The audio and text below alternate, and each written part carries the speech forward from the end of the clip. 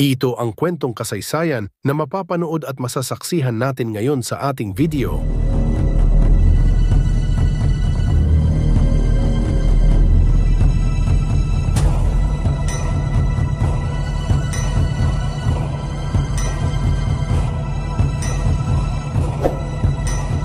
Code of Calantiao ay isang sinaunang batas na ipinanganak sa kalinangan ng mga tao sa Panay, isang isla sa Pilipinas.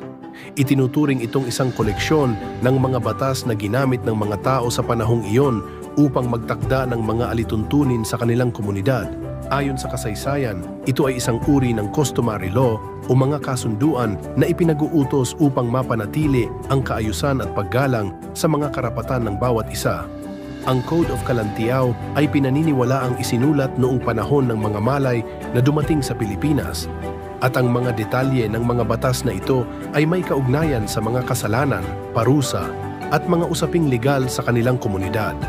Ang ilang bahagi ng mga kautusang nakapaloob dito ay ang mga sumusunod. 1. Mga parusa sa mga krimen. Ang batas ay may mga parusang katumbas ng mga krimen na nagawa katulad ng pagnanakaw, panggagahasa, at mga paltos sa moralidad. Halimbawa, ang isang magnanakaw ay maaaring magbayad ng multa o magtamo ng pisikal na parusa.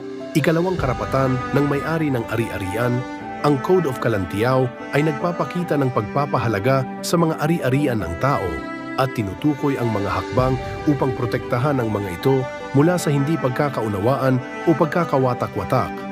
3. Pagtatakda ng kaayusan at hustisya. Ang layunin ng code ay magsustento ng tamang pag-uugali at katarungan sa lipunan sa pamamagitan ng mga tiyak na regulasyon at mga parusa para sa mga lumabag sa mga ito.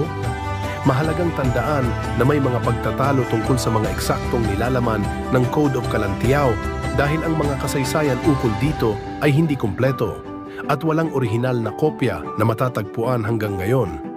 Ang mga impormasyon ukol dito ay batay sa mga alamat, mga ulat mula sa mga misyonaryo at mga pagsusuri ng mga eksperto sa kasaysayan ng Pilipinas. Sa mga ganito pang content, pa-like ng video at pa-share na rin sa iba upang makapagbigay tayo ng impormasyon at kaalaman sa iba na makakatulong sa lahat at makakapagbigay karunungan sa iba. Maraming salamat mga kaedad!